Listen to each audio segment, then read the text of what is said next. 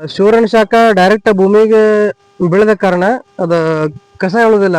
ಅವ ಅನಗತ್ಯವಾದ ಕಸಗಳು ನಮ್ಮ ಭೂಮಿಗೆ ಹೇಳುದಿಲ್ಲ. ಭೂಮಿ ಮ್ಯಾಗನ ರವದಿಯನ್ನ ಹರಡುವುದರಿಂದ ಭೂಮಿ ಜಲ್ದಿ ನೀರ್ ಕೇಳುದಿಲ್ಲ. ಮತ್ತ ನೀವು ಕಡಿಮೆ ನೀರೊಳಗ ಬೆಳಿ ತೆಗಿಬಹುದು.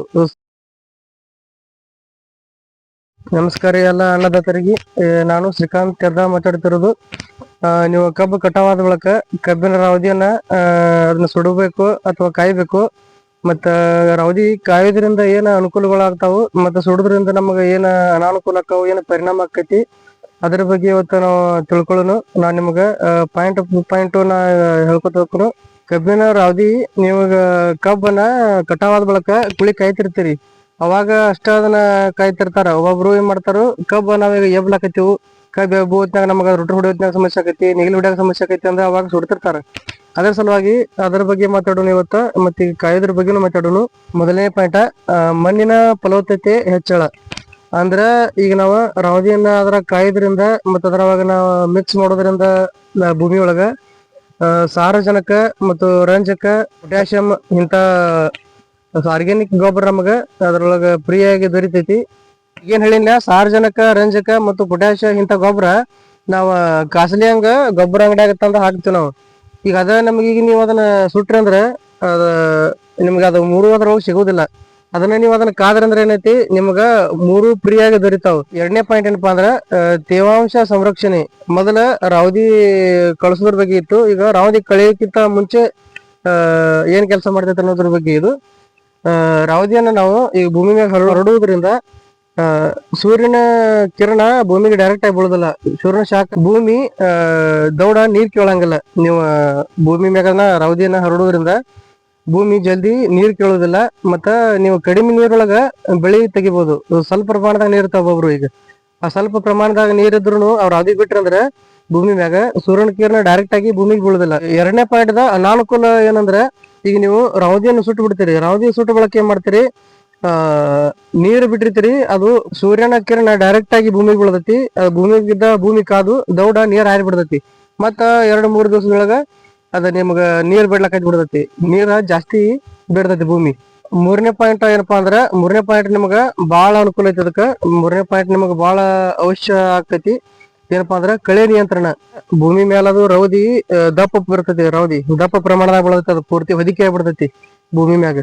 ಆದ್ರಿಂದ ಏನಾಕತಿ, ನಿಮ್ಗ ಸೂರ್ಯನ ಶಾಖ ಡೈರೆಕ್ಟ್ ಭೂಮಿಗೆ ಬೀಳದ ಕಾರಣ ಅದ ಕಸ ಹೇಳುದಿಲ್ಲ. ಅವ ಅನಗತ್ಯವಾದ ಕಸಗಳು ನಮ್ಮ ಭೂಮಿಗೆ ಹೇಳುದಿಲ್ಲ. ಅದ್ರ ಅನಾನುಕೂಲ ಏನಪ್ಪಾ ಅಂದ್ರೆ, ಡೈರೆಕ್ಟ್ ಭೂಮಿಗೆ ಸೂರ್ಯನ ಕಿರಣ ತಾಗಿತ್ತಂದ್ರ ಅದ ಬೀಜ ಇದನ್ನಾಕತಿ ಹೊಡಿತೈತಿ. ಬೀಜ ಹೊಡೆದ ಕಸ ಹೇಳಕ್ ಚಲೋ ಆಕತಿ. ರವದಿ ಬಿಡುವುದರಿಂದ ಸೂರ್ಯನ ಶಾಖ ಡೈರೆಕ್ಟ್ ಭೂಮಿಗೆ ಬೀಳುದಿಲ್ಲ. ಭೂಮಿಗೆ ಡೈರೆಕ್ಟ್ ಬೀಳಿಲ್ಲ ಅಂದ್ರೆ ಏನಾಕತಿ, ಅನಗತ್ಯವಾದ ಕಸ ಹೇಳುದಿಲ್ಲ. ಆಗ ಮತ್ ನಿಮ್ ಕಸ ಹೇಳಿಲ್ಲ ಅಂದ್ರೆ ಅದೊಂದು ಲಾಭನ ನಿಮ್ಗ. ಈಗ ನೀವು ಕಸ ಇತ್ತಂದ್ರ ರಾಸಾಯನಿಕ ಅಂಗಡಿ ಒಳಗಿಂದ ತಂದು ಅದನ್ನ ನೀವು ಸಿಕ್ಕಾಪಟ್ಟೆ ಖರ್ಚು ಮಾಡಿ ಭೂಮಿ ಹೊಡೆದು ಅಥವಾ ಮತ್ತ ಆಳುಗಳು ಹಚ್ಚಿ ಕಸ ತೆಗಿಸ್ತೀರಿ ನೀವು. ಅದೊಂದು ನಿಮ್ಗ ಅನುಕೂಲ ಆಕತಿ. ರವದಿ ಬಿಟ್ರೆ ಏನೈತಿ, ಕಳೆ 90% ಕಡಿಮೆ ಬರ್ತೈತಿ.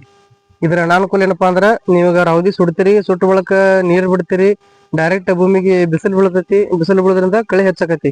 ಕಳೆ ಹೆಚ್ಚಾದ್ರೆ ನೀವು ಅಲ್ಲಿ ನಿಮ್ಮ ಬೇರೆ ಪಾಯಿಂಟ್ ಇರೋದಿಲ್ಲ. ನೀವು ಅದನ್ನ ಕಸಿ ನೀವು ತರಲೇಬೇಕು. ತಾಂದ ಕಿಶನ್ ಅದನ್ನ ಹೊಡಿಬೇಕಾಕತಿ. ಅಥವಾ ಸಿಕ್ಕಾಪಟ್ಟೆ 20-25 ಸಾವಿರ ರೂಪಾಯಿ ಕೊಟ್ಟು, ಅವ್ರಿಗೆ 15 ಸಾವಿರ ಕೊಟ್ಟು ಆಳ ಹಚ್ಬೇಕಾಕತಿ. ಇನ್ನ 4ನೇ ಪಾಯಿಂಟ್, ಉಪಕಾರಿ ಜೀವಿಗಳ ಅಭಿವೃದ್ಧಿ.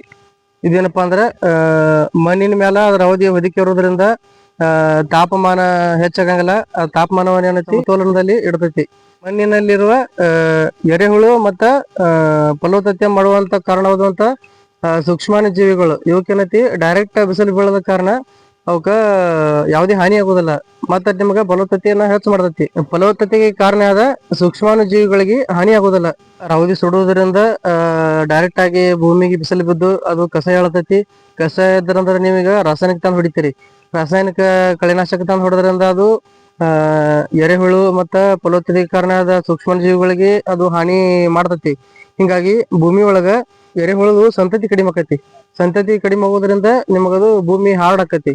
ಹಿಂಗಾಗಿ ಒಂದರಿಂದ ಒಂದ ಖರ್ಚ ಜಾಸ್ತಿ ಆಕೋತ ಹೋಗ್ತಾವ.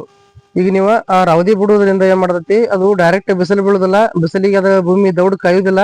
ಆದ್ರಿಂದ ಏನೈತಿ, ಸೂಕ್ಷ್ಮಾಣು ಜೀವಿಗಳ ಸಂತತಿಯನ್ನ ಹೆಚ್ಚು ಮಾಡ್ಲಕ್ಕ ಅದೊಂದು ನಿಮ್ಗ ಉಪಕಾರಿ ಆಗ್ತೈತಿ. 5ನೇ ಪಾಯಿಂಟ್ ಏನಪ್ಪಾ ಅಂದ್ರ ಮಣ್ಣಿನ ರಚನೆ ಸುಧಾರಣೆ.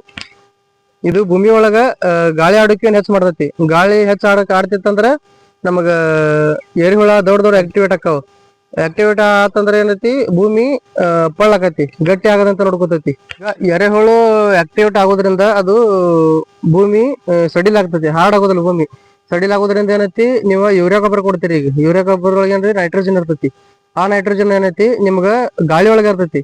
ಆ ಗಾಳಿ ಮುಖಾಂತರ ನಿಮ್ಗ ಅದು ಸಿಗತೈತಿ. ಈಗ ನೀವು ಎರೆಹುಳು ಆಕ್ಟಿವೇಟ್ ಆಗಿರ್ತಾವ, ರಂಧ್ರ ಕೊರ್ಕೋತ ಹೋಗೈತಿ, ರಂಧ್ರ ಕೊರ್ಕೋತ ವಾಪಸ್ ಮ್ಯಾಗ ಬರ್ತೈತಿ. ಆ ರಂಧ್ರದಿಂದ ಗಾಳಿ ಒಳಗಿರುವಂತ ನೈಟ್ರೋಜನ್ ಅದ ಭೂಮಿ ಒಳಗೆ ತಗೋತೈತಿ. ಅದ್ ನೀವೀಗ ರಾಸಾಯನಿಕ ಹಾಕಿ ಹಾಕಿ ಹಾಕಿ ಏನೈತಿ, ಭೂಮಿ ಹಾರ್ಡ್ ಆಗೈತಿ. ಹಾರ್ಡ್ ಆದ ಕಾರಣ ನೈಟ್ರೋಜನ್ ತಗೋಲ್ತ. ಇದಕ್ಕೇನಕತಿ ಈಗ, ಇದನ್ನ ನೀವು ಮಾಡೋದ್ರಿಂದ ಎರೆಹುಳು ಆಕ್ಟಿವೇಟ್ ಆಗಿ ಭೂಮಿ ಸಡಿಲ್ ಆಗಿ ಪ್ರೀ ನೈಟ್ರೋಜನ್ ನಿಮ್ಗೆ ದೊರಕತೈತಿ. ಇಲ್ಲಿ ಯೂರಿಯಾ 300 ಕೊಟ್ಟು ಯೂರಿಯಾ ತೋರದಂಗಲ್ಲ, ಇದ್ರೊಳಗ ನೈಟ್ರೋಜನ್ ನಿಮ್ಗ ದೊರಿತೈತಿ. ರೌದಿಯನ್ನ ಸುಡ್ತೀವಿ, ರೌದಿ ಸುಡ್ತೀವಿ ಮತ್ತ ರಾಸಾಯನಿಕ ಹೋಗಿತ್ತೀವಿ. ಎರಡು ಮಾಡೋದ್ರಿಂದ ಏನೈತಿ, ಕೆಲಸ ಮಾಡಂಗಿಲ್ಲ. ಇದು ಎರೆಹುಳು ಏನೈತಿ ಕೆಲಸ ಮಾಡೋದಿಲ್ಲ. ಕೆಲಸ ಮಾಡೋದು ನಿಂದ್ರಿಸಿ ಆಳವಾಗಿ ಬಡ್ಡೆ ಹೋಗಿ ಬಿಡ್ತೈತಿ, ಅದು ಕೆಳ ಹೋಗಿ ಕೂತ್ ಬಿಡ್ತಾವ. ಆದ್ರಿಂದ ಏನೈತಿ, ನಮ್ಮ ಭೂಮಿ ಫಲವತ್ತತೆ ಆಗೋದಿಲ್ಲ, ಬರೀ ರಾಸಾಯನಿಕ ಐತಿ ಅಂತ ಗಟ್ಟಿ ಆಕೈತಿ.